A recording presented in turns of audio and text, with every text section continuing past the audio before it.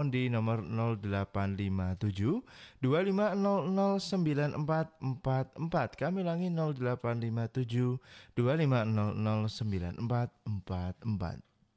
Untuk itu sahabat Bas dimanapun berada, langsung saja marilah kita simak bersama Potret Salafus Soleh edisi kali ini. Semoga bermanfaat bagi kita semua. Tafadhol Ustaz, kami persilakan. Assalamualaikum warahmatullahi wabarakatuh. A'udzubillahi minasyaitonirrajim. Bismillahirrahmanirrahim. Alhamdulillahilladzi hadana lihadza wa ma kunna linahtadiya laula an hadanallah. Asyhadu an la ilaha illallah wahdahu la syarika lah wa asyhadu anna Muhammadan abduhu wa rasuluh. Allahumma salli wa sallim wa barik ala nabiyyina wa habibina Muhammadin wa ala alihi wa ashabihi wa man tabi'ahum bi ihsanin ila yaumiddin. Qala ta'ala ya ayyuhalladzina amanu taqullaha haqqa tuqatih wa la tamutunna illa wa antum muslimun. Amma ba'd. Allahumma anfa'na bima 'allamtana wa 'allimna ma yanfa'una wa zidna ilma. Allahumma rahmataka narju fala takilna ila anfusina tarfat ain wa aslih lana sya'nana kullah la ilaha illa ant.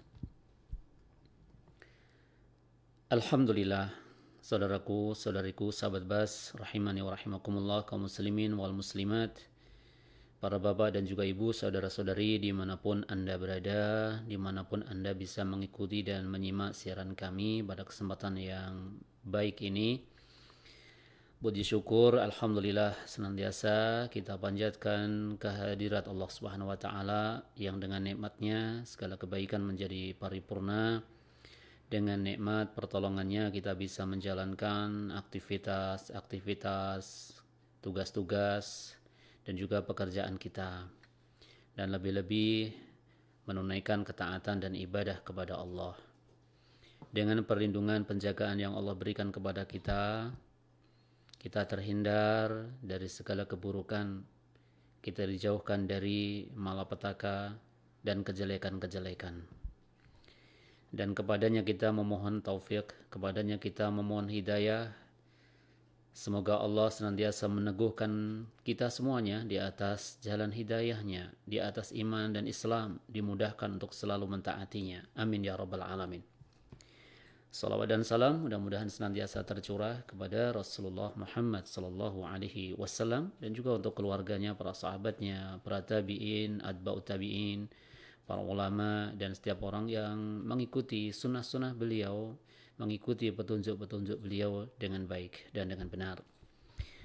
Saudaraku, sahabat Bas yang dimuliakan Allah Subhanahu wa taala, alhamdulillah senang sekali pada kesempatan yang baik ini saya kembali dapat hadir dan menyapa sahabat Bas dimanapun berada. Dan kembali saya ingin mengajak sahabat Bas untuk bersama-sama menyimak potret kehidupan para ulama terdahulu dari para salafus salih, agar kita bisa mengambil keteladanan dari mereka, orang-orang yang Allah anugerahkan kepada mereka keutamaan dan juga keluhuran, baik dalam ilmu maupun amal, baik dalam akidah maupun dalam hal ibadah dan juga muamalah. Dan teladan terbaik kita tentu saja adalah Rasulullah Muhammad sallallahu alaihi wasallam, sebagaimana firman Allah tabaraka wa taala, laqad kana lakum fi rasulillahi uswatun hasanah. Sungguh telah ada pada diri Rasulullah itu suri tauladan yang baik bagi kalian. Kemudian teladan yang baik bagi kita setelah Rasulullah sallallahu alaihi wasallam adalah orang-orang yang merupakan generasi terbaik hasil didikan Rasulullah Muhammad sallallahu alaihi wasallam. Siapa lagi kalau bukan para sahabat Nabi ridwanullah alaihim ajmain, dan generasi setelahnya yang mengikuti jejak langkah mereka dengan dalam kebaikan. Oleh karenanya saya ingin kembali mengajak sahabat Bas dimanapun berada pada kesempatan yang baik ini untuk menyimak potret kehidupan mereka, belajar dari mereka dalam kebaikan-kebaikan yang mereka miliki, keutamaan-keutamaan yang ada pada mereka. Jika pada edisi sebelumnya kita telah belajar dan mempelajari tentang potret kehidupan mereka dalam akhlak mulia, dalam sifat luhur mereka. Di antaranya adalah sifat kehusuan mereka di dalam ibadah. Nah, pada kesempatan ini mari kita belajar dari sikap dan juga sifat santunnya para salaf. Agar tentu saja sebagaimana tadi telah saya sampaikan, dengan belajar dari akhlak luhur mereka, kita bisa meneladani, bisa mencontoh, kemudian dengan pertolongan Allah tentu saja kita bisa mengamalkannya. Itu harapannya.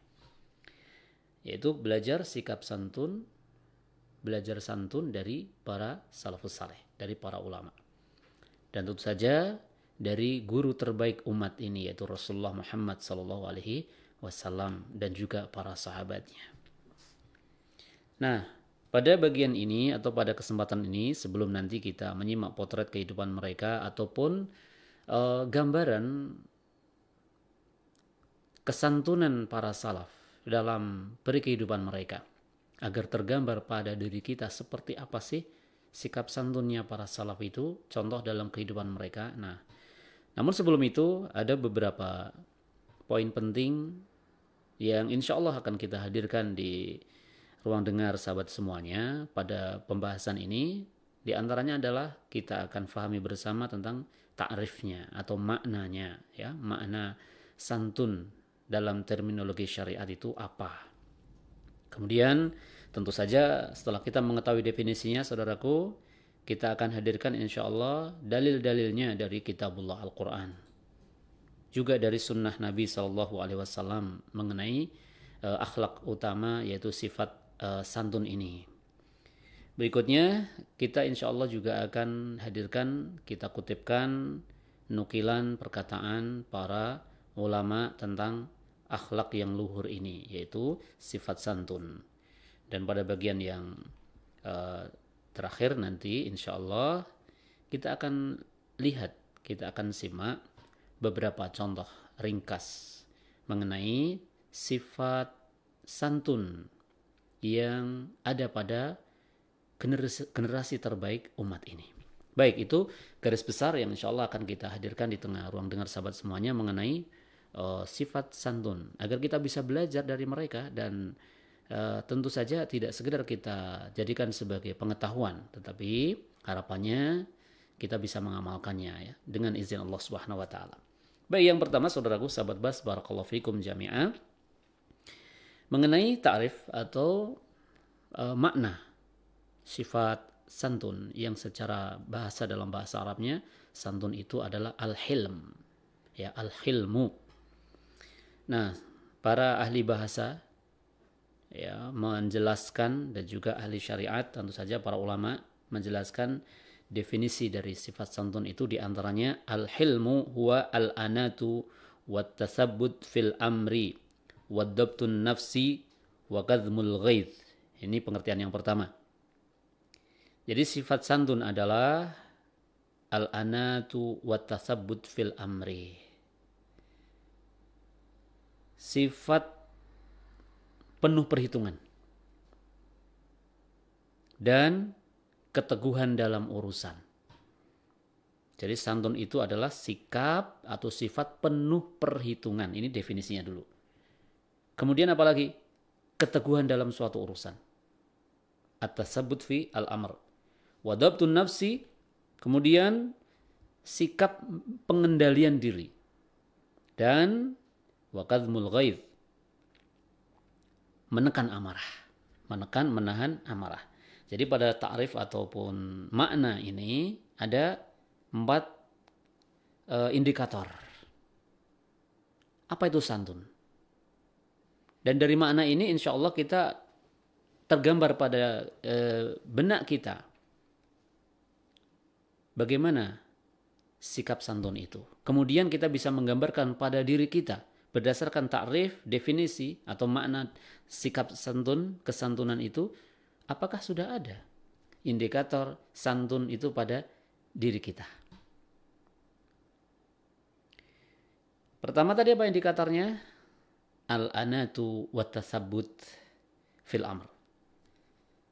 Sikap penuh perhitungan. Kemudian teguh dalam suatu urusan. Yang kedua. Yang ketiga, pengendalian diri. Dhabtun nafs. Dan yang keempat, indikator dari berdasarkan ta'rif sifat al-hilm atau santun itu adalah qadhmul ghaid, menahan, menekan amarah. Nah, ini takrif pertama, pengertian pertama. Kemudian sebagian ulama yang lain menjelaskan takrif yang lain, ya, sebagai referensi lain mengenai makna santun itu atau al-hilm. Fal halimu huwa alladhi la yastafizzuhul ghadab. Sikap santun itu adalah orang yang tidak terpancing amarah. Wala yatasarra'u bil uqubah. Kemudian juga sikap tidak terburu-buru ingin membalas, menghukum. Itu sikap santun. Bal yatarayyatha. Bahkan cenderung untuk menunggu. Wa yatasarrafu ala wafqi muqtadayatil hikmah. Cenderung menunggu dan bertindak sesuai dengan sikap hikmah.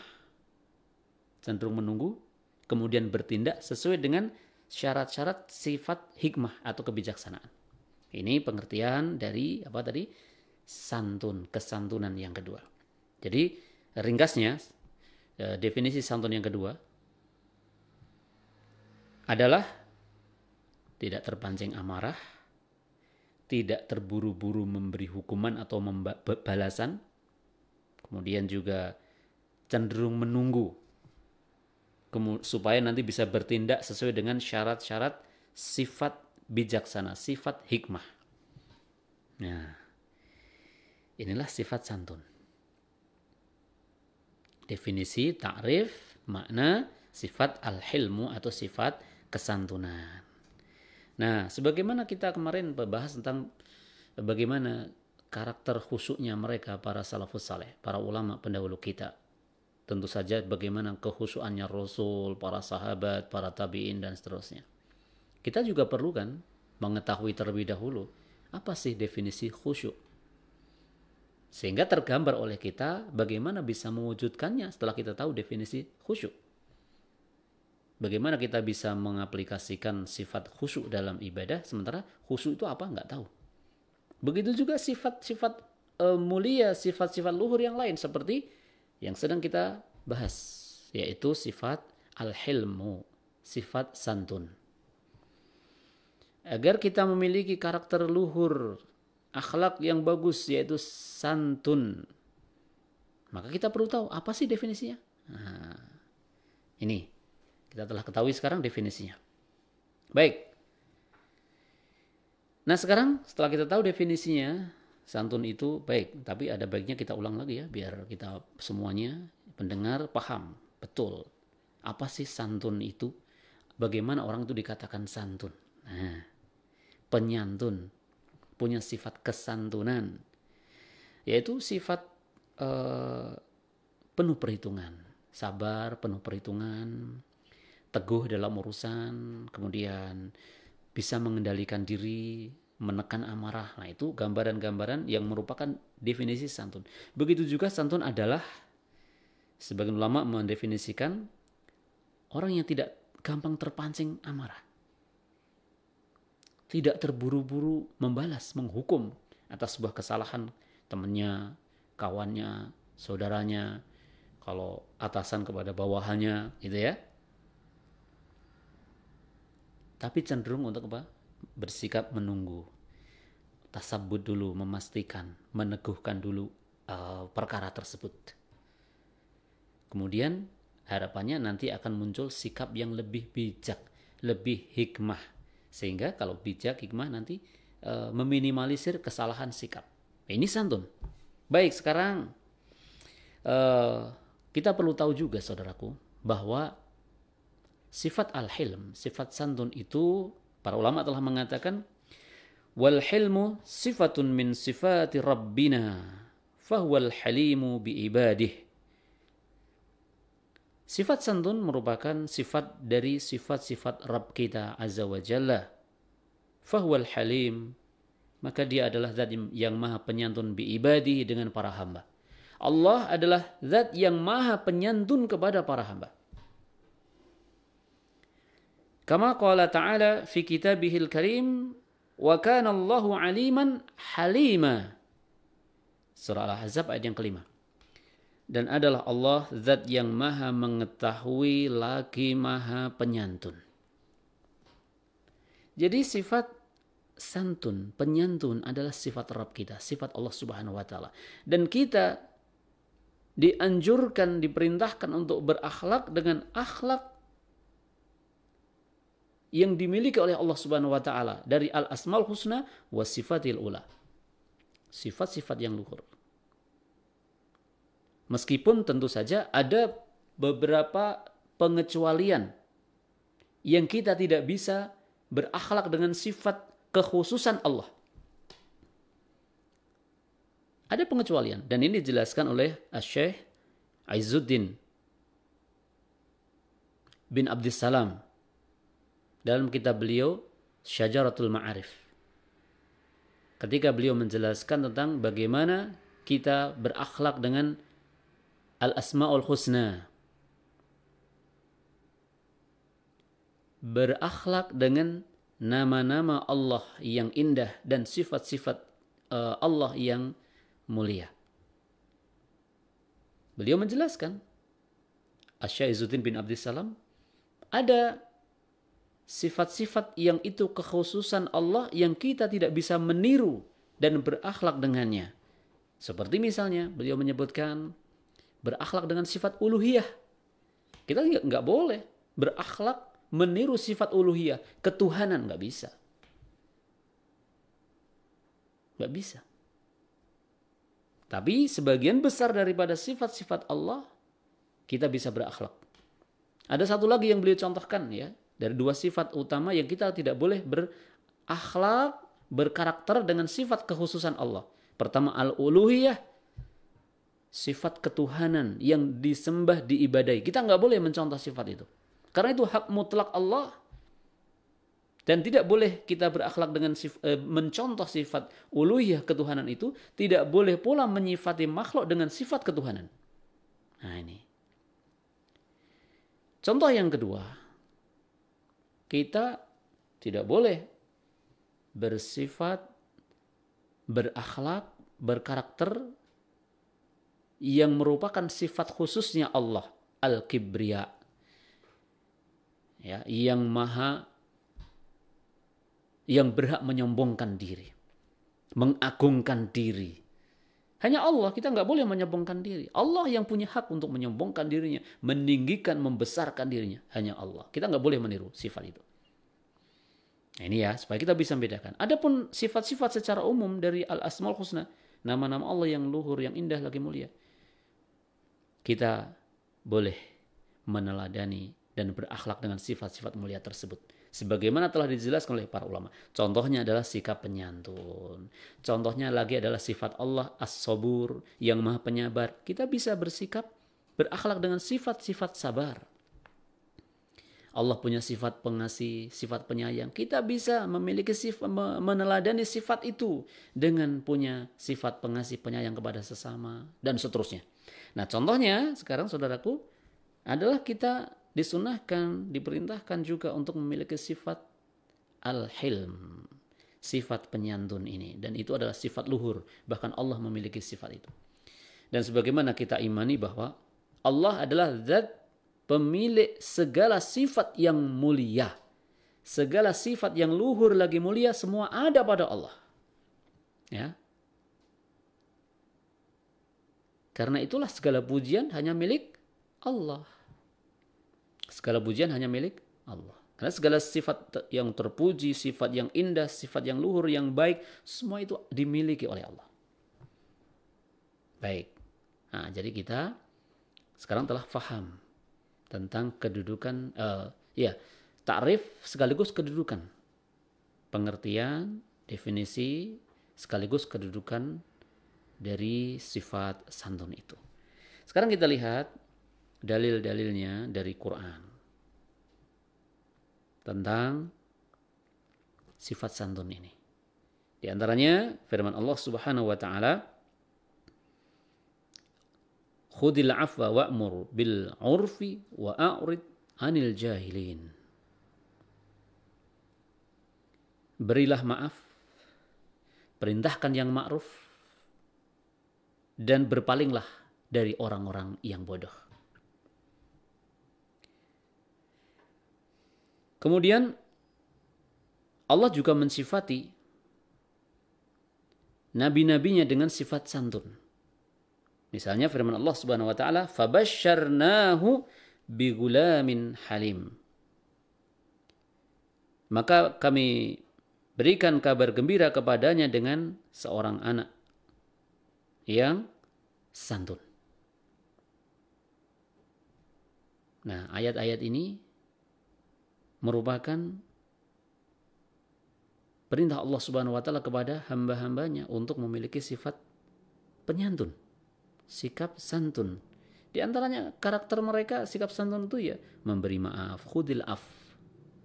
Kemudian tetap memerintahkan yang ma'ruf. Sekaligus berpaling dari orang-orang yang bodoh, nggak usah dilayani orang-orang yang bodoh. Jadi gabungan yang tak terpisahkan. Rangkaian inilah yang kemudian memunculkan sikap santun pada diri seseorang yang mengamalkannya. Kasih kata maaf kepada orang yang menyakiti, mengganggu, menyalahi kita. Kemudian tetap memerintahkan mereka kepada jalan-jalan yang ma'ruf. Sambil berpaling dari orang-orang yang bodoh. Nggak nanggepi, nggak membalas. Itu berpaling dari orang-orang yang bodoh. Nggak nuruti kemauan orang-orang yang jahil.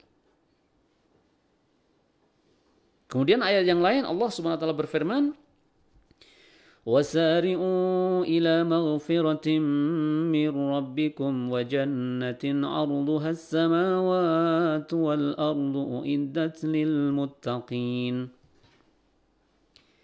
الذين ينفقون في السراء والضراء والكاظمين الغيظ والعافين عن الناس والله يحب المحسنين. Dan bersegeralah kalian menuju kepada ampunan dari Rabb kalian dan surga yang luasnya seluas langit dan bumi disediakan bagi orang-orang yang bertakwa. Alladzina yunfikuna fis sarra'i wad dharra, yaitu orang-orang yang menafkahkan rezekinya dalam kondisi lapang maupun sempit. Dan wal kadhiminal ghaidh.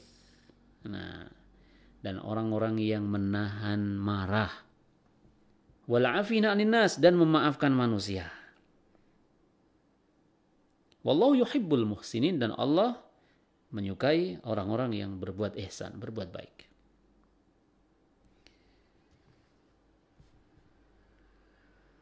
Nah, pada ayat ini yaitu surah Al-Imran ayat 133 dan 134.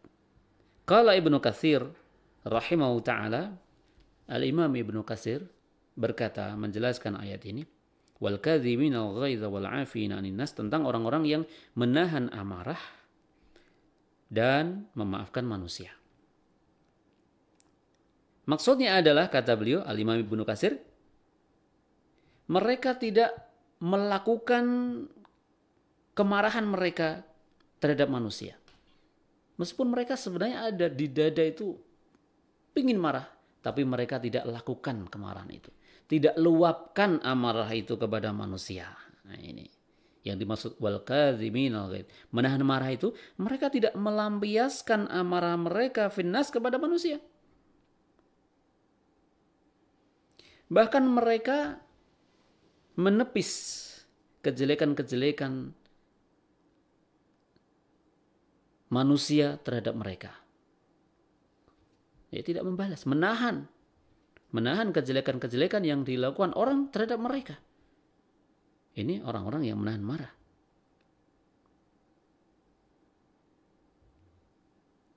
Kemudian mereka melakukan itu semata-mata karena Allah. Nah, jadi mereka bakal mendapatkan balasan dari Allah sebagai orang-orang yang muhsin, orang-orang yang berbuat baik.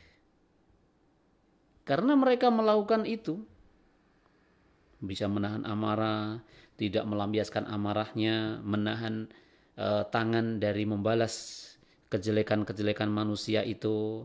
Mereka melakukan itu semata-mata karena mengharap balasan dari Allah. Itulah orang-orang yang santun. Itulah orang-orang yang punya sifat penyantun ataupun sikap santun. Sehingga wallahu yuhibbul muhsinin, kata beliau. Allah mencintai orang-orang yang berbuat baik. Ya karena ihsan mereka. Mereka melakukan semua itu ya tentu saja dari indikator-indikator yang disebutkan, kriteria-kriteria yang disebutkan sebelumnya. Mengenai orang-orang yang muttaqin, yang menginfakkan hartanya dalam kondisi lapang maupun sempit. Kemudian menahan marah, memaafkan manusia. Itu semua mereka lakukan semata-mata lillah.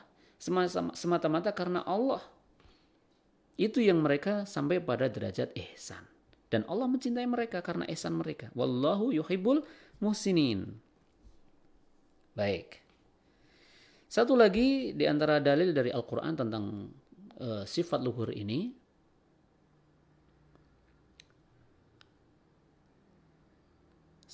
Agar semakin tergambar bagi kita tentang seperti apa sih sifat santun yang diperintahkan di dalam kitabullah Al-Quran.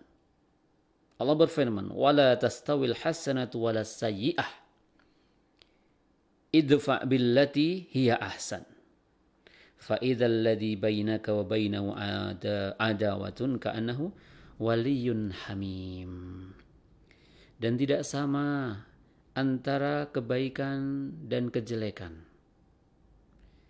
Balaslah sikap jelek itu dengan yang lebih baik. Maka tiba-tiba orang yang ada permusuhan di antaramu tiba-tiba menjadi teman yang setia. Ya, maka tiba-tiba karena sikap membalas keburukan dengan kebaikan itu, maka tiba-tiba orang yang ada permusuhan antaramu dengannya menjadi teman yang setia. Subhanallah. Ini yang Allah gambarkan. Allah ajarkan di dalam Al-Quranul Karim. Termasuk efek buah manis dari sifat santun yang Allah gambarkan langsung di dalam kitabnya. Yaitu membalas sikap buruk dengan sikap yang bagus. Idfa' billati hiya ahsan. Itu mampu merubah orang yang di antara keduanya ada permusuhan tiba-tiba menjadi teman yang setia. Dengan izin Allah itu bisa terjadi. Insya Allah nanti akan kita lihat praktek yang pernah terjadi pada masa sahabat. Karena mereka adalah orang-orang yang pertama-tama mengamalkan kitabullah Al-Quran dan juga petunjuk-petunjuk Nabi SAW. Di antaranya mengamalkan petunjuk ayat ini. Itu dalil-dalil dari Al-Quranul Karim. Sekarang kita lihat petunjuk dari sunnah mengenai sifat al-hilm. Di antaranya adalah dalam sabda Nabi SAW yang disebutkan oleh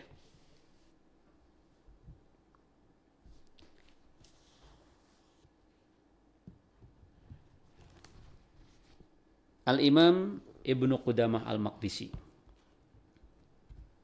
Al-Imam Ibnu Qudamah Al-Maqdisi dalam kitab beliau Minhajul Qasidin. Ya, Mukhtasar Minhajul Qasidin. Beliau membawakan sebuah hadis Nabi SAW dari Abu Hurairah. Dari Nabi SAW, beliau bersabda, Innamal ilmu bitta'allumi wal hilmu bittahallumi. Dan hadis ini tercantum di dalam As-Sahihah. Ilmu itu hanya bisa diraih dengan belajar. Innamal ilmu bitta'allum. Kemudian wa innamal hilmu bittahallum, dan sesungguhnya sikap kesantunan itu hanyalah diperoleh dari usaha bersikap santun. Jadi sikap santun diperoleh ya dengan usaha untuk bersikap santun itu. Diupayakan bagaimana agar bisa meraih kesantunan. Dengan kata lain ya, sikap santun itu bisa dipelajari. Kemudian bisa dimiliki sifat yang mulia itu. Kemudian Al-Imam Ibnu Qudamah juga membawakan sebuah riwayat dari Ibnu Sunni dalam Riyadul Muta'allimin. Utlubul ilm watlubu ma'al ilmi as-sakinata wal hulm. Layyinu liman tu'allimuna waliman ta'allamuna minhu. Yang artinya carilah ilmu dan carilah di samping ilmu ketenangan. Carilah ilmu dan carilah di samping ilmu ketenangan dan kesantunan. Kemudian bersikap lunaklah kepada orang yang kamu ajari, waliman ta'allamuna minhu, dan juga kepada orang yang kamu belajar kepadanya. Nah. Kemudian satu lagi, sabda Nabi SAW yang beliau bersabda kepada Asyaj Abdu Qais.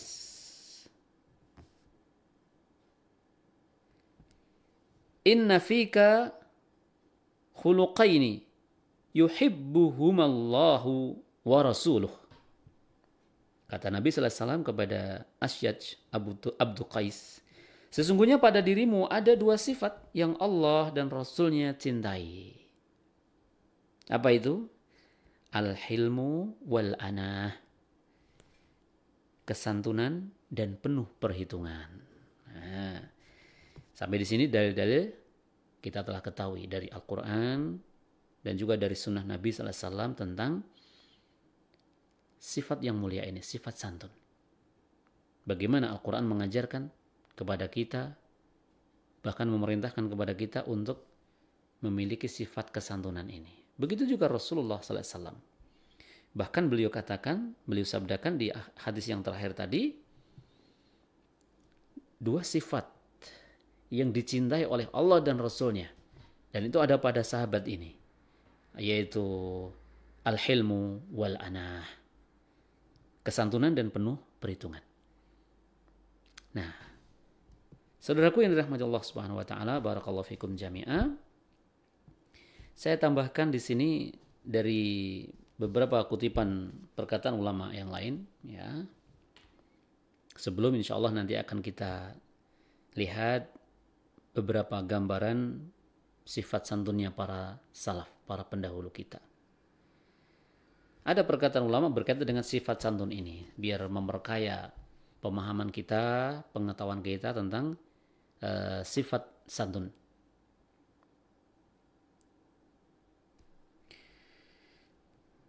Yang pertama adalah apa yang pernah dikatakan oleh Muawiyah bin Abi Sufyan radhiyallahu anhuma. Beliau mengatakan, la yablughul abd mablaghar ra'yi. Seorang hamba tidak akan sampai pada taraf orang yang dikatakan ahli berpendapat atau taraf berpendapat. Ahlur ra'yi. Sampai santunnya mengalahkan kebodohannya.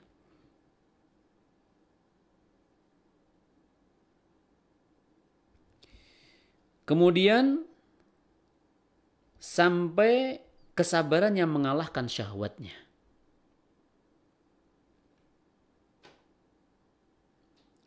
Dan dia tidak mencapai itu.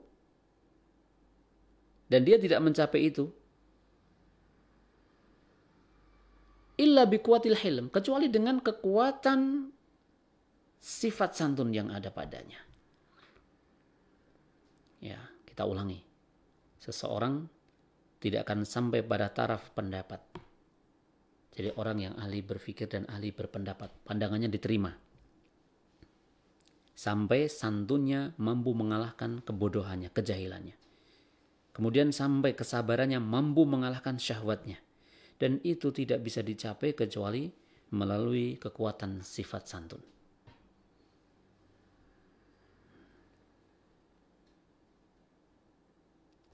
Kemudian perkataan yang lain. Dari apa yang pernah dikatakan oleh Umar ibn Khattab radhiyallahu anhu, yang disebutkan riwayat ini oleh di dalam riwayat Tabrani dalam kitab beliau Al-Awsat. Ya. Ta'allamul ilm wa ta'allamu lil ilmi as-sakinah wal hilm.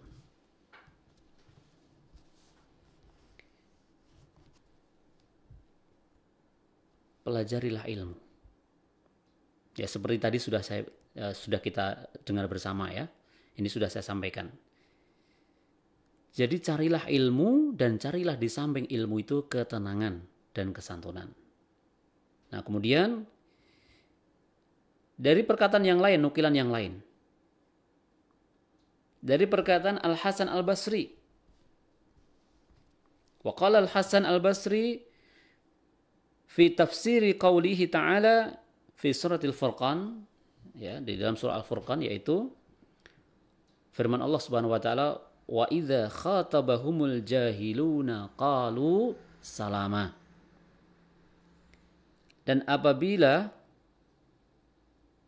orang-orang jahil menyapa mereka, qalu salama, maka mereka menjawab, mereka mengatakan perkataan yang mengandung keselamatan. Maksudnya, kata Al-Hasan Al-Basri rahimahu ta'ala mengenai ayat ini dalam surah Al-Furqan ini, ayat ulama yang dimaksud ini adalah sikap santun.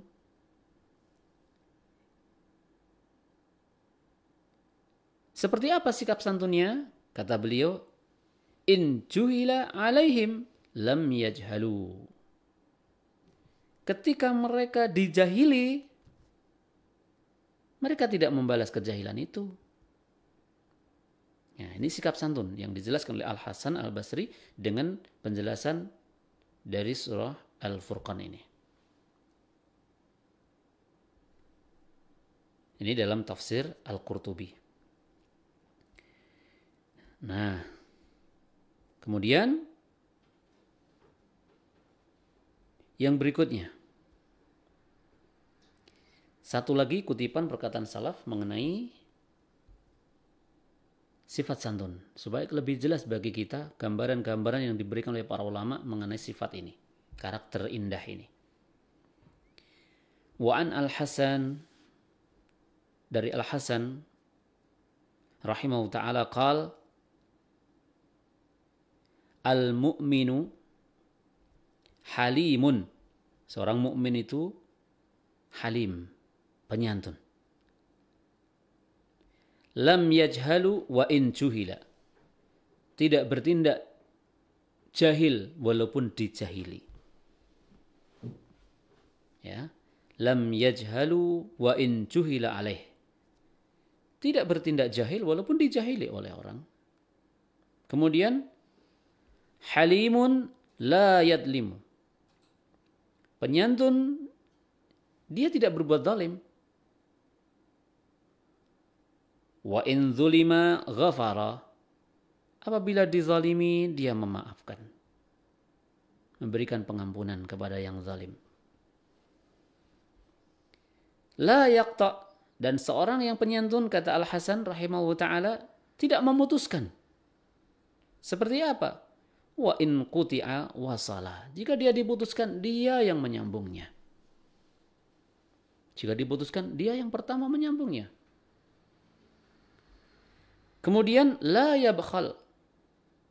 Dia tidak bakhil. wa in bukhila alaihi sabar. Jika dibakhili, orang bersikap pelit, bakhil kepadanya, dia sabar. Masya Allah, ini karakter yang indah mengenai gambaran-gambaran yang dijelaskan oleh para ulama akan sifat santun. Coba kita ingat bagian terakhir ini. Mukmin itu yang bersikap santun, yaitu yang tidak bersikap bodoh, tidak jahil meskipun dijahili, tetap santun, tidak berbuat zalim, kalaupun dizalimi dia memaafkan. La yaqta, tidak suka memutuskan, kalaupun diputuskan dia menyambung. Tidak pula bakhil, la yabkhal. Wa in bukhila alaihi sabar. Kalaupun dibakhili, dia sabar. Ya, baik. Sekarang masih ada sedikit waktu, kita kutipkan beberapa gambaran contoh dari sikap santun yang ada pada para salaf, ya, salafus saleh.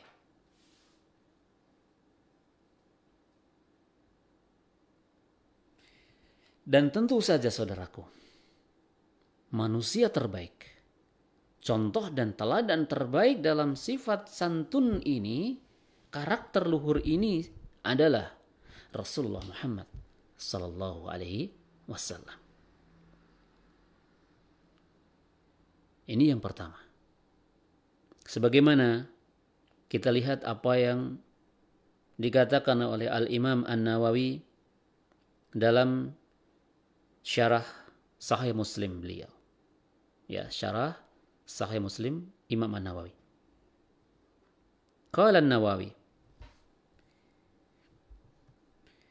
fihi ma kanu alaihi sallallahu alaihi wasallam minal hilmi wat tasabbur wal af wasyafaqah ala qaumihim wa du'auhum lahum bil hidayah wal ghufran wa adzarahum fi jinayatihim ala anfusihim bi annahum la ya'lamun. An-Nawawi memberikan gambaran di antara karakter yang ada pada diri Rasulullah sallallahu alaihi wasallam adalah al-hilm, kesantunan, wa tasabbur, kesabaran, kemudian wal afu, memaafkan, pemaaf, dan juga kasih sayang. Bahkan apa? Selain sifat kasih sayang beliau kepada kaumnya, beliau mendoakan wa du'a, ya, wa du'auhum, doanya Rasulullah SAW kepada mereka. Ya, doa Rasul SAW kepada Allah untuk mereka dengan hidayah dan ampunan. Bahkan memberikan uzur. Rasulullah itu memberikan uzur kepada mereka atas kejahatan mereka terhadap diri mereka sendiri. Ya, kejahilan-kejahilan yang mereka lakukan pada diri mereka sendiri. Begitu juga sikap mereka kepada Rasul sallallahu alaihi wasallam. Rasulullah banyak memberi uzur. Dan bahwasanya Rasulullah memberikan uzur di mana mereka sebagai kaum yang belum mengetahui. Maka di antara doa yang pernah beliau sampaikan, pernah beliau panjatkan, Allahumma ighfir lahum fa innahum la ya'lamun. Ya Allah, ampuni mereka karena mereka belum mengetahui. Dan di antara doa yang lain, Allah mahdi qaumi fa innahum la ya'lamun. Ya Allah, tunjuki kaumku karena sesungguhnya mereka kaum yang belum mengetahui. Betapa santunnya Rasul. Betapa penyabarnya Rasul kepada kaumnya yang masih jahil, bahkan mengganggu Rasul sallallahu alaihi wasallam. Nah, kemudian kita lihat gambaran lain yang pernah terjadi di masa sahabat. Ada seorang laki-laki pernah mencaci Ibnu Abbas radhiyallahu anhuma. ada seorang laki-laki mencaci, mencela sahabat Nabi yang mulia, Ibnu Abbas radhiyallahu anhu. Dan setelah orang itu menyudahi kata-katanya, wis entek omongane, wis leren mencaci, apa kata Ibnu Abbas yang dicaci? Beliau berkata kepada Ikrimah, Ikrimah, lihatlah, apakah orang tadi mempunyai hajat yang bisa kita bantu? Masya Allah. Maka laki-laki itu pun tertunduk malu. Ya.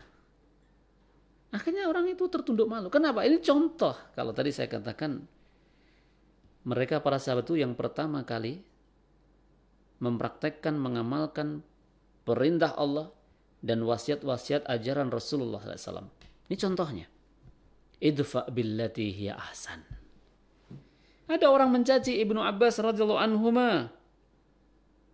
Dengarkan aja sampai selesai. Udah selesai, capek ngomongnya, kata-kata udah habis. Lantas beliau bertanya kepada Ikrimah, Ikrimah, coba lihat, apakah dia punya hajat yang bisa kita bantu selesaikan?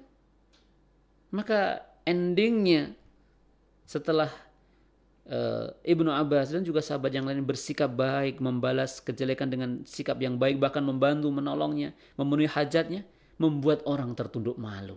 Yang artinya adalah menghentikan kejelekannya dan menjadikan dia sadar diri. Orang yang mencaci, mencela ternyata salah alamat, kan gitu dengan kata lain.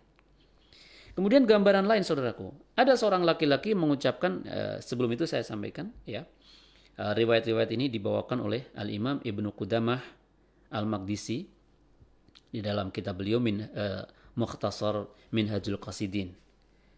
Ada seorang laki-laki mengucapkan kata-kata yang keras, ya pedas, di depan Muawiyah radhiyallahu anhu.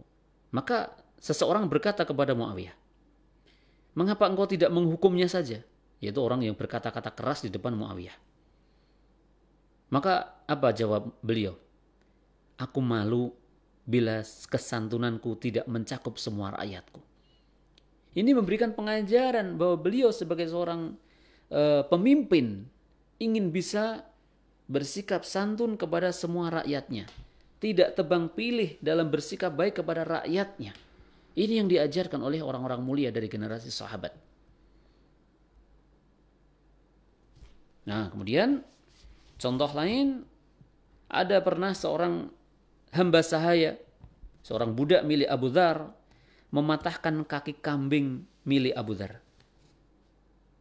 Maka Abu Dzar bertanya, siapa pelakunya? Itu siapa yang mematahkan kaki kambing ini? Budak itu apa jawabannya? Aku. Aku sengaja agar Anda marah dan memukulku saja. Dan dengan itu kamu bisa berdosa. Ya, ini kan mancing emosi ya. Ya, ditanya siapa yang mematahkan kaki kambingku ini? Ternyata dia malah jawab, ya aku yang mematahkan. Biar kamu marah dan kamu berdosa. Kini coro awake dhewe. Kalau kita yang digitukan gimana?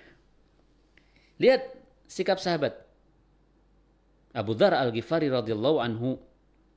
Abu Dzar menjawab yang kita nggak menduga jawaban seperti itu. Mungkin nggak terpikir kalau bagi kita. Pemenang ke emosi. Aku akan membuat setan menghasutmu. Ya, aku akan membuat setan yang menghasutmu marah. Ya. Aku akan membuat setan yang menghasutmu itu marah. Lalu Abu Dzar memerdekakan budak itu malah. Jadi apa yang buat setan itu, apa yang dilakukan Abu Dzar itu sehingga ben setan malah tambah marah? Ada dua. Pertama adalah dengan tidak membalas sikap buruk budak itu. Budak itu kan mancing supaya Abu Dzar marah. Harapannya ben tambah dosa kan gitu ya. Jadi tidak marah. Sehingga setan kan jengkel. Wong dipancing marah malah nggak marah. Yang kedua, tambah bikin marah setan. Apa? Abu Dzar radhiyallahu anhu memerdekakan dari perbudakan itu. Memerdekakan hamba sahayanya dari perbudakannya. Dan ini jelas amal saleh yang membuat setan tambah marah. Jadi satu bisikan setan yang buruk dibalas dengan dua amal soleh kebajikan yang bikin setan makin marah. Dan memang demikian seorang mukmin diajarkan, jangan bikin setan ridho, tapi bikinlah setan itu marah. Ya. Dan yang terakhir satu lagi. Ada seorang laki-laki pernah mencaci Adi bin Hatim radhiyallahu anhu. Sementara beliau hanya diam, dicaci, ya mirip dengan Ibnu Abbas tadi. Adi bin Hatim hanya diam. Dan saat laki-laki itu menyudahi kata-katanya, Adi berkata, Adi bin Hatim radhiyallahu anhu berkata, kalau masih ada yang belum kamu katakan, maksudnya burung teh omongan mulai mencaci gitu loh. Tapi kata-katanya nggak gitu ya, nggak kayak saya ya. Bila masih ada kata yang belum kamu katakan, maka silahkan lanjutkan. Sebelum anak-anak muda kampungku datang.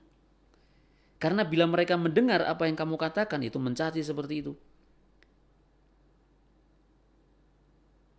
Niscaya mereka tidak akan menerimanya.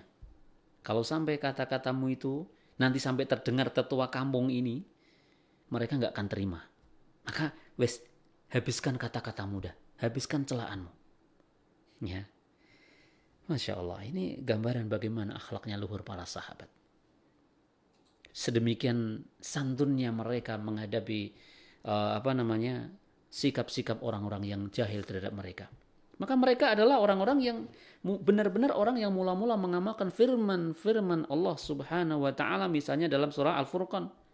Wa idza khatabahumul jahiluna qalu salama. Dan apabila orang-orang jahil menyapa mereka, ya tentu saja orang jahil menyapa itu ya dengan ejekan, bulian, hinaan, kan gitu orang jahil itu kalau menyapa. Qalu salama, mereka orang-orang ibadur rahman itu apa? Hamba-hamba Allah yang Maha Pemurah. Qalu salama, mereka mengatakan perkataan yang mengandung keselamatan. Dan kata para ulama, qalu salama, perkataan yang mengandung keselamatan itu ya menyelamatkan dirinya sendiri dan menyelamatkan orang-orang yang menjahili. Karena apa? Selama dirinya dengan tidak membalas. Dan tidak juga zalim kepada orang-orang yang telah menjahili dirinya. Masya Allah. Adakah ajaran yang lebih mulia, lebih indah dari kitabullah Al-Quran dan sunnah Nabi sallallahu alaihi wasallam? Aqulu qouli hadza walhamdulillahi rabbil alamin. Ya. Syukran jazakallahu khairan Ustaz untuk untayan nasihat yang telah disampaikan. Dan kita akan langsung bacakan beberapa pertanyaan yang saat ini sudah masuk di meja redaksi. Untuk pertanyaan yang pertama datang dari Ibu Anissa di Salatiga Ustaz. Baik. Assalamualaikum warahmatullahi wabarakatuh Ustaz. Waalaikumsalam warahmatullahi. Ketika menghadapi sesuatu yang tidak menyenangkan, misal melihat sifat pasangan yang kurang santun, dalam hati berkata, kalau bukan karena ridho Allah, mungkin aku tidak sabar menghadapinya. Apakah saya termasuk orang yang tidak ikhlas? Mohon nasihatnya dan mohon maaf agak curhat. Ya. Assalamualaikum warahmatullahi wabarakatuh Ustaz. Baik. Waalaikumsalam warahmatullahi wabarakatuh. Ibu Anissa di Salatiga. Tadi kutipan perkataannya gimana tadi? Kalau saya tidak ridho atau gimana? Kalau bukan karena ridho Allah, mungkin aku tidak sabar menghadapinya Ustaz. Iya. Ya, tentu saja memang demikian. Jadi seorang mukmin itu diperintahkan, saudaraku, untuk menyandarkan segala sesuatu kebaikan tentu saja itu sandarkan kepada taufiknya Allah, sandarkan kepada rahmatnya Allah. Demikian juga yang pernah dijelaskan, yang saya pernah baca dari penjelasan Asy-Syaikh Izzuddin bin Abdissalam mengenai bagaimana kita berakhlak dengan akhlakul karimah yang dengan sifat-sifat mulia, sifat-sifat batin yang mulia. Di antaranya adalah selalu menyandarkan kebaikan itu kepada Allah. Ya. Dan juga menyandarkan kebaikan karena taufik dari Allah, rahmat dari Allah. Contohnya perkataan tadi, boleh. Dan tentu saja tidak perlu dikatakan itu di depan, misalnya kalau suami istri ya, nggak perlu dikatakan di depan suami. Kalau seorang suami tidak perlu dikatakan di depan istrinya, cukup katakan dalam batinmu. Misalnya begini, kalau bukan pertolongan Allah, aku tidak akan mampu menghadapi kejahilan istriku.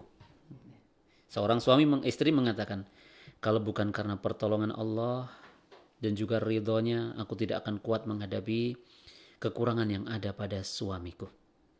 Cukup itu di batin. Kalau Anda katakan di depan suami Anda, pasangan Anda, bisa jadi perang saudara. Kalau bukan karena pertama Allah, aku gak akan kuat ngadepi kamu. Lagi malah ngajak perang nanti. Jadi bedakan ya. Kata-kata itu bagus. Karena apa? Saudari menyandarkan kekuatan atau kesabaran itu kepada taufiknya Allah. Itu bagus dan itu akhlak yang bagus. Memang kita diperintahkan demikian. Hanya saja tentu tidak perlu itu tidak perlu dikatakan di depan manusia. Cukuplah benar-benar kita selalu menyandarkan kepada taufik Allah, rahmat Allah, pertolongan Allah Subhanahu wa taala tanpa kemudian kita tunjukkan kepada manusia. Nah, nanti akan jatuh pada riya apabila kemudian kita tunjukkan ke manusia seolah kita itu adalah orang yang kuat, orang yang sabar, orang yang ikhlas, dan nanti malah khawatirnya mengurangi keikhlasannya. Wallahu a'lam bishawab. Ya. Terima kasih untuk Ibu Anissa di Salatiga yang sudah ikut bergabung, dan kita akan lanjutkan bacakan pertanyaan berikutnya yang datang dari Pak Deju di Jepara. Okay. Assalamualaikum warahmatullahi wabarakatuh. Assalamualaikum warahmatullahi wabarakatuh. Barakallahu fikum Ustaz. Barakallah. Mohon pendapat dan nasihatnya. Para orang tua dulu mengajarkan sikap sopan santun kepada anak-anaknya. Dan dulu itu anak-anak benar santun sama orang tua. Ada rasa takut sama orang tua, menghormati, kalau lewat di depan menunduk, tidak membantah omongannya, tidak berani menatap wajahnya, dan lain-lain. Namun budaya semacam itu kayaknya hampir punah pada generasi anak-anak di zaman sekarang ini. Dan banyak orang-orang yang mengatakan wis zamani. Nah, hal ini apa pendapat dari Ustadz? Kemudian bagaimana caranya menumbuhkan kembali sikap sopan santun, andab asor pada diri anak-anak zaman sekarang ini, Ustadz? Ya. Bismillah, alhamdulillah, assalatu wassalamu rasulillah, wa ba'd. Pak Deju yang ada di Jepara, barakallahu fikum. Ada dua kata kunci yang perlu kita garis bawahi dari pertanyaan tadi. Yang pertama adalah tentang kata-kata wes zamane. Karena memang fenomena kondisi sekarang ini yang sudah sangat jauh berbeda dengan generasi-generasi 70-an, 80-an yang katakanlah 70-80 itu akhir dari kondisi yang dipaparkan Pak Dejo tadi. 90 ke sini, terutama 2000-an ke sinilah ya. Itu sudah mulai udah perbedaannya jauh sekali. Nah, kenapa saya katakan garis besarnya ada pada wes zamane? Saya ingin sampaikan bahwa janganlah seorang muslim, muslimah, mukmin, mukminah membenarkan sesuatu yang salah dengan alasan wes zamane. Baik itu dalam urusan akhlak, budi pekerti, tata krama, sopan santun, kebiasaan, maupun dalam muamalah, interaksi sosial dengan sesama manusia, maupun juga di dalam akidah dan juga ibadah. Jangan sampai dalam perkara-perkara tersebut yang memang itu menyimpang dan salah, lantas kita benarkan, kita anggap wajar dengan alasan wes zamane. Tidak boleh demikian. Dan jangan seorang muslim mengatakan demikian. Betul Pak Deju, sebagian orang mengatakan wes zamane koyong ini. Hati-hati. Kalau kata-kata demikian, walaupun yang mengatakan bukan anak yang nyon sewu, maaf, anak-anak yang lagi dinasihati dikatakan wes zamane koyong ini. Meskipun yang mengatakan adalah orang tuanya, ya sama tidak benar. Gini, ada anak kecil atau anak-anak remaja yang udah perilakunya, sikap moralnya kepada orang yang lebih tua nggak ada hormatnya sama sekali. Murid-murid kepada gurunya nggak ada hormatnya sama sekali. Ya, jangan kemudian si orang tua atau seorang guru pendidik mengatakan wes memang zamane koyong ini. Hati-hati. Yang itu secara langsung ataupun tidak mendukung kemungkaran, mendukung penyimpangan pada generasi itu. Dan itu kalau didengar oleh anak-anak, tambah menguatkan sikap buruk mereka. Oh iya, mau zamane koyong ini. Ya, akhirnya apa? Ya udah, nanti akan terus menjadi berkembang keburukan yang ada pada generasi anak-anak, remaja, muda-mudi tadi. Jadi tetap saja kembali kepada bagian kedua yang ditanyakan, bagaimana sikapnya? Tentu sikap kita adalah terus peduli pada kondisi akhlak, moral, karakter luhur generasi kita. Sesuai dengan kemampuan masing-masing. Terus ajarkan adab, akhlak, etika, kenalkan budi pekerti yang luhur kepada mereka. Sebagai guru, ajarkan akhlak, karakter kepada mereka, bagaimana harus berkarakter, bermoral, berakhlak, bersopan santun kepada sesama teman yang seumuran, kepada guru, kepada orang yang lebih tua, kepada bapak ibunya. Terus kenalkan kepada mereka, bahkan diulang-ulang. Bahkan diulang-ulang sampai mereka paham dan bisa mengaplikasikan. Kasih contoh aplikasi nyata. Dan bagus betul yang ditanyakan tadi ya, tentang gambaran generasi dulu yang zaman dulu itu benar-benar praktek tata krama, etika, sopan santun itu benar-benar kelihatan di masyarakat ya. Seperti Nyun Sewu, Derek Langgung, amit-amit, monggo Pak, monggo Bu. Itu udah hal yang lumrah, udah biasa. Tapi sekarang itu asing gitu ya. Kemudian ketemu guru begitu menunduk, bahkan membawakan bukunya, membawakan tasnya dengan penuh hormat gitu. Dulu itu hal biasa. Hal yang ya sudah lazim terlihat gitu. Akhlak-akhlak bagus seperti itu. Lah sekarang aneh. Orang yang berlaku seperti itu malah yang dianggap aneh gitu. Tapi janganlah kita kemudian berhenti mengajarkan kebaikan, berhenti mengajarkan budi pekerti luhur karena dianggap aneh. Sampaikan terus bahwa akhlak karimah itu ciri orang-orang yang mulia. Karakter yang luhur itu ciri orang-orang yang dicintai oleh Allah dan Rasulnya. Ajarkan kepada mereka. Itu. Dan tentu saja terus doakan mereka. Ya, generasi kita, murid-murid kita, santri-santri kita, keluarga kita dengan doa-doa kebaikan untuk mereka. Jangan dicela, jangan dibenci, jangan dicaci kesalahan yang ada pada mereka. Wallahu a'lam bishawab. Ya. Terima kasih Pak Deju yang saat ini sudah ikut bergabung, dan satu pertanyaan terakhir Ustaz yang datang dari Pak Sumiarto di Banyukuning, Bandungan Ustaz. Assalamualaikum warahmatullahi wabarakatuh. Pak Ustaz dan Mas Bagas, izin bertanya.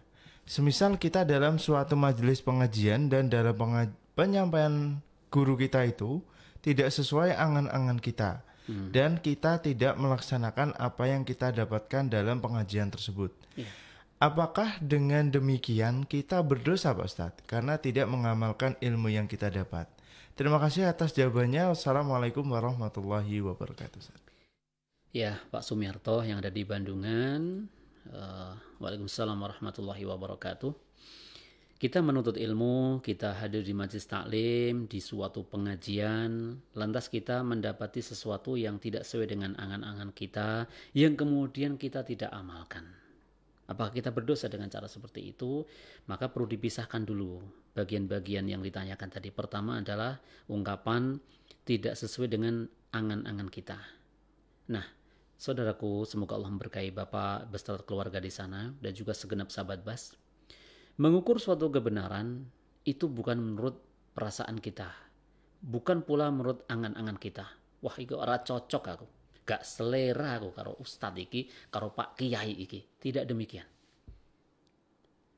Akan tetapi kita menerima sesuatu, tentu saja berkaitan dengan ilmu, itu kita ukur, kita timbang berdasarkan syariat, ya, berdasarkan syariat.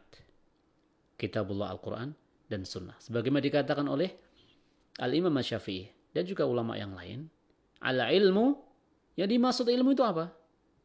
Qala Allah, qala Rasul. Firman-firman Allah, sabda-sabda Nabi SAW. Itulah ilmu. Adapun perkataan manusia selain beliau SAW bisa diterima, bisa ditolak. Nek cocok sesuai dengan kitabullah Al-Quran dan Sunnah, maka perkataan ulama diterima. Tapi kalau menyimpang, tidak mencocoki, tidak sejalan kitabullah Al-Quran dan Sunnah, ya ditolak. Gitu ya. Jadi gitu kita perlu pahamkan dulu. Jadi pertama, kita lihat dulu. Apakah perkataan pembawa ilmu tadi, atau penyampai materi tadi mencocoki syariat apa enggak? Sesuai sejalan Quran Sunnah apa tidak? Kalau sesuai, nah baru kita ambil, kita jawab pertanyaan kedua. Baik itu cocok dengan karep kita, aku sesuai dengan angan-anganku, atau tidak sesuai, itu bukan urusan. Tapi sepenting mencocoki apa tidak dengan syariat. Maka di sini ada kaidah yang di pesantren itu diajarkan kaidah ini dan diingatkan tentang kaidah penting ini. Ungzur maqala wala tandur mangqal. Lihatlah maqala, perhatikanlah apa yang dikatakan. Wala tandur mangqal. Jangan lihat siapa yang mengatakan. Ini kaidah ilmiah sebenarnya. Wallahu alam, saya sendiri belum mengetahui sumber perkataan ini, saya lupa ya sumbernya itu dari perkataan siapa. Tetapi ini kaidah penting, kaidah ilmiah. Lihatlah apa yang dikatakan. Misalnya kita ngaji ya di suatu majelis. Maka perhatikan apa yang dikatakan, yang dibawa orang itu. Ungdur maqal. Perhatikan apa yang dia katakan. Maksudnya apakah dia mengatakan al-haq, kebenaran, atau menyebarkan kebatilan. Jangan lihat siapa yang ngomong. Kalau kita terpaku pada siapa yang bicara, bisa tidak adil. Misalnya begini. Wah, saya cocok nih. Cocok karo angen-angenku. Cocok karo karepku. Aku seneng karo wong iki. Gitu ya. Misalnya kiainya, ustadznya, gurunya. Aku nak ora guru iki ora, nak ora ustadz iki ora. Nah itu berarti hanya terfokus pada mankal. Siapa yang mengucapkan, mengatakan. Akhirnya apa? Efeknya tidak ilmiah. Apa aja yang dikatakan mau salah, mau benar dieloni. Apapun salah, cocok dengan syariat atau bahkan menyimpang dengan syariat, tetap diikuti, dijalani. Bahaya. Kenapa? Dia terfokus pada mankal. Siapa yang mengatakan? Tidak melihat apa yang makal yang dikatakan. Nah ini penting ya. Jadi kaidahnya agar kita selamat insya Allah, perhatikan apa yang dikatakan. Cocok nggak dengan syariat? Kalau enggak, tinggalkan. Kalau cocok, baru berupayalah untuk mengamalkan petunjuk ilmu tersebut. Kalau sengaja menolak kebenaran yang datang kepada kita, ya dosa. Jawabannya, dosa. Karena apa? Kenapa dosa? Karena masuk pada unsur kesombongan. Apa itu sombong? Lihat sabda Nabi sallallahu alaihi wasallam, al-kibru batrul haq wa ghamtun nas. Kebenaran itu menolak kebenaran. Kok kebenaran? Astagfirullah. Kesombongan itu adalah menolak kebenaran dan merendahkan orang lain. Nah, unsur dosanya adalah ketika dia dengar suatu pengajian, wah cocok aku, moh. Padahal kebenaran, nah itu sombong dan itu bisa berdosa. Nah, tetapi ketika sudah berupaya, oh ya, ini kebenaran, ini perintah Allah, ini perintah Rasulullah, ini kebenaran, perkataan para ulama yang lurus akidahnya, lurus manhajnya, lurus pemahamannya. Bismillah, saya ingin mengamalkan semampuku. Ya, bertahap demi tahap saya ingin mengamalkannya.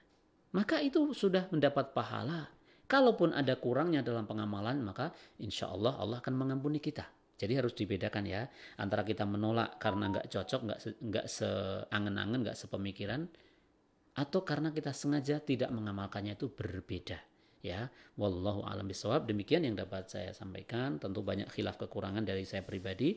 Saya mohon maaf dan tentu saya mohon ampun kepada Allah Subhanahu wa taala. Semoga majelis ini bisa membawa kebaikan, manfaat untuk saya pribadi khususnya dan juga untuk seluruh sahabat Bas dimanapun berada. Wa akhiru da'wana alhamdulillahirabbil alamin. Subhanakallahumma bihamdika asyhadu an la ilaha illa anta astaghfiruka wa atubu ilaik. Wassalamualaikum warahmatullahi wabarakatuh. Alhamdulillah sahabat